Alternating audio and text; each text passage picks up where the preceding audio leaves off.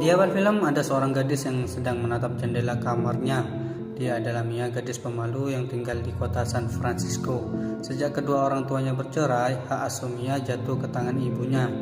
Ibunya ini seorang pelukis. Saat ini Mia duduk di bangku SMA. Sikapnya yang kurang percaya diri ini membuat takut berinteraksi dengan lingkungan sosial di sekolahnya dan membuat Mia gak punya teman di sekolahnya selain siswi bernama Lily. Sebagai gadis remaja, Mia juga merasakan jatuh cinta, yaitu dengan siswa populer bernama Josh. Sayangnya Josh ini mempunyai pacar bernama Lana. Dia adalah anggota cheerleader di sekolah yang juga selalu mengganggu Mia.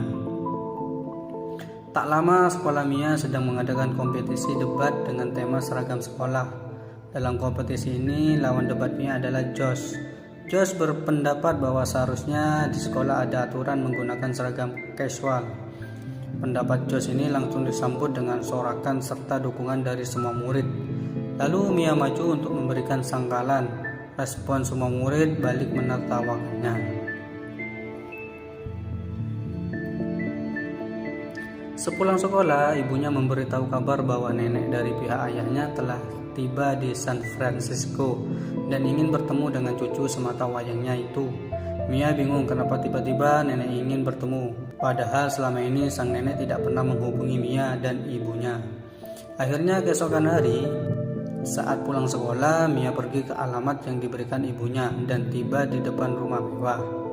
Kedatangannya disambut hangat oleh kepala pelayan. Mia diantar masuk dan untuk pertama kalinya Mia pun melihat wajah neneknya. Dia diberitahukan bahwa sang nenek adalah ratu dari kerajaan kecil di Eropa, yaitu kerajaan yang bernama Genovia. Dan alasannya ingin bertemu Mia adalah untuk menyampaikan kabar duka bahwa ayah Mia meninggal dalam sebuah kecelakaan. Karena putra mahkota telah tiada, maka neneknya akan mewariskan tahta Genovia sepenuhnya kepada Mia, selaku pewaris yang masih tersisa. Awalnya Mia gak percaya dengan apa yang dikatakan neneknya.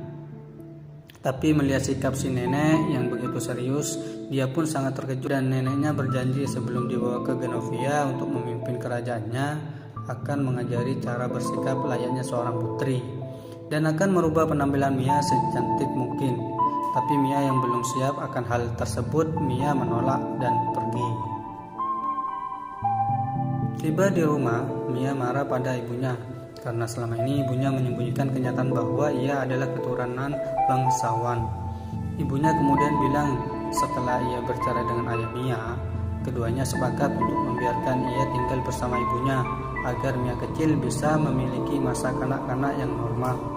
Dia akan diberitahu ketika usianya udah 18 tahun. Tapi dengan meninggalnya sang ayah, Mia pun akhirnya jadi tahu rahasia itu lebih awal di usianya yang saat ini 16 tahun. Keesokan hari sang nenek menemuinya dan ibunya. Neneknya berniat akan segera mengumumkan sebagai penerus kerajaan kepada Pers. Tapi Mia tetap tak mau. Lalu ibu dan neneknya membuat kesepakatan. Mia akan tetap belajar menjadi seorang putri, tapi setelah itu ia berhak menentukan pilihan apakah dia ingin menjadi putri bangsawan atau tidak. Karena di usianya yang baru 16 tahun ini, Mia belum siap ditunjuk menjadi pemimpin suatu kerajaan. Setelah keduanya setuju, Ratu lalu mengenalkan Mia kepada kepala keamanan bernama Joe, yang ditunjuk untuk menjaga dan memastikan keselamatan Mia. Untuk pergi ke sekolah, Mia difasilitasi sebuah limousin dari neneknya. Di jalan, Mia meminta kepada kepala keamanan untuk menjemput sahabatnya Lily. Lily pun kaget saat Mia datang dengan mobil mewah tersebut. Sepulang sekolah, Mia pergi ke tempat neneknya untuk memulai pelajaran pertamanya sebagai seorang putri. Asistennya sang nenek mencatat apa yang diperlukan untuk merubah penampilan Mia.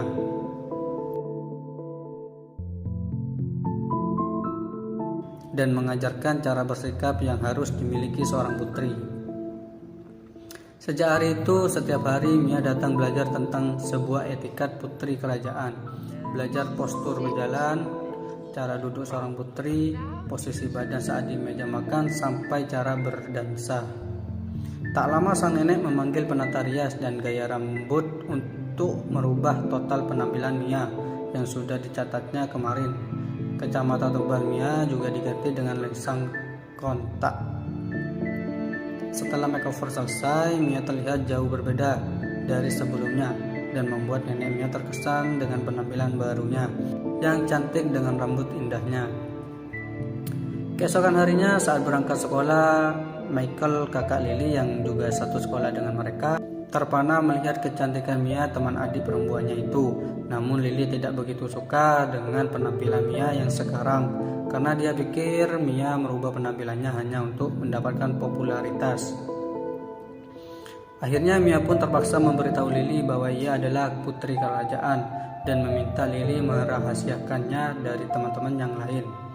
Mia menyembunyikan penampilannya, menutupi rambutnya dengan topi, dan saat jam pelajaran dimulai, Lana yang membuli Mia menyuruh membuka topi Mia. Akhirnya pun penampilan Mia diketahui dan bikin heboh satu kelas. Ada yang menyukainya, ada pula yang mengejeknya. Singkat cerita, Michael mengajak Mia untuk ikut menonton latihan bandnya di hari Sabtu. Mia pun menerima ajakan Michael. Tak lama mereka melihat ada banyak wartawan berkumpul. Kedatangan Mia langsung menjadi sorotan. Ternyata yang sedang ditunggu para wartawan adalah Mia. Mia pun langsung diwawancarai. Dia kebingungan dan dia langsung pergi ke dalam sekolah.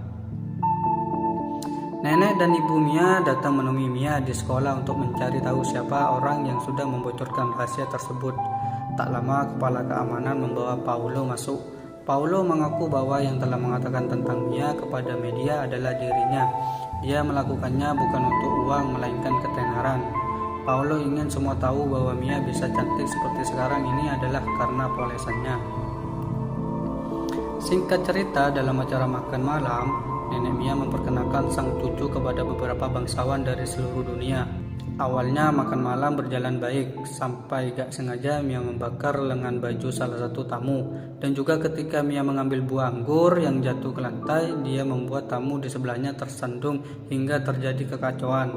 Atas kejadian itu membuat sang nenek selaku ratu cuma bisa menutup muka. Namun hal yang dianggap petaka bagi ratu justru membuat para tamu terhibur. Keesokan harinya Mia meminta maaf kepada neneknya. Dia mengira akan dimarahi habis-habisan, tapi sang nenek tidak marah dan malah nenek bersedia menghabiskan hari bersama cucunya. Neneknya ingin membuat cucunya senang. Mereka pergi menggunakan mobil Mia yang Mia dapat sebagai hadiah ulang tahun ke-16 dari ibunya. Nenek ratu pergi ke tempat-tempat yang biasa Mia kunjungi, memainkan semua permainan kesukaan Mia hingga berfoto bersama. Dalam perjalanan pulang, mobil yang dikendarinya mengalami masalah saat melewati tanjakan. Akibatnya, mobil itu mundur dan menabrak kendaraan transportasi yang ada di kota San Francisco. Polisi kemudian datang. Agar Mia lolos dari penilangan, sang ratu lalu memberikan gelar kehormatan Genovia kepada petugas tersebut. Dengan senang, petugas itu pun tidak jadi menilang Mia dan malah mengantarkan mereka pulang. Di sekolah, Mia sekarang menjadi sangat populer. Bahkan Lana yang suka mengganggunya kini berpura-pura seolah-olah dia adalah teman baiknya saat reporter mewawancarinya. Sementara itu, Josh kini juga mulai tertarik dengan sang putri dan mencoba mengajaknya pergi ke pesta pantai di hari Sabtu besok. Josh bilang kalau hubungannya dengan Lana telah berakhir. Mendengar hal tersebut, Mia pun langsung setuju. Mia mendatangi Michael untuk meminta maaf karena dia lebih memilih menerima ajakan Josh ketimbang Michael. Michael yang sudah lebih dulu berharap sangat kecewa dengan Mia. Di pesta pantai itu, Mia terlihat senang bisa berada di samping pria yang selama ini menjadi pujaan hatinya. Mereka menghabiskan malam dengan berdansa sampai reporter datang mencari Mia. Josh membawanya bersembunyi. Setelah keadaan aman, mereka pun keluar dan banyak wartawan yang meliput Mia. Josh dengan paksa mencium Mia agar dirinya ikut masuk pemberitahuan. Berita kejadian sang putri pun trending topik. Neneknya kecewa. Mia meminta maaf dan mengakui bahwa dirinya tidak pantas menjadi seorang putri kerajaan. Meski begitu, nenek ratu masih akan mengajak ke acara tahunan Genovia dan Mia boleh membawa teman-temannya kecuali siswa bernama Josh. Setelah Mia pergi, kepala keamanan mencoba meyakinkan nenek ratu agar ia memahami usianya yang masih remaja. Kepala keamanan juga bilang status sosial yang dimiliki Mia saat ini sengaja dimanfaatkan teman-temannya. Kepala keamanan percaya Mia sudah siap mengambil tanggung jawab sebagai pemimpin negara setelah melihat kedewasaan Mia. Dari bagaimana cara ia menerima kritik dan meresponnya, juga meminta maaf kepada sahabatnya Lily karena telah membuat kakaknya patah hati. Meski Lily juga kecewa, namun sebagai sahabat dia pun memaafkannya. Sebagai permintaan maaf, Mia mengajak Lily berserta Michael ke acara pesta tahunan Genovia di hari perayaan pesta Genovia. Pagi harinya sang nenek menemuinya di rumah untuk menyerahkan diary yang ditinggalkan ayahnya sebelum kematiannya.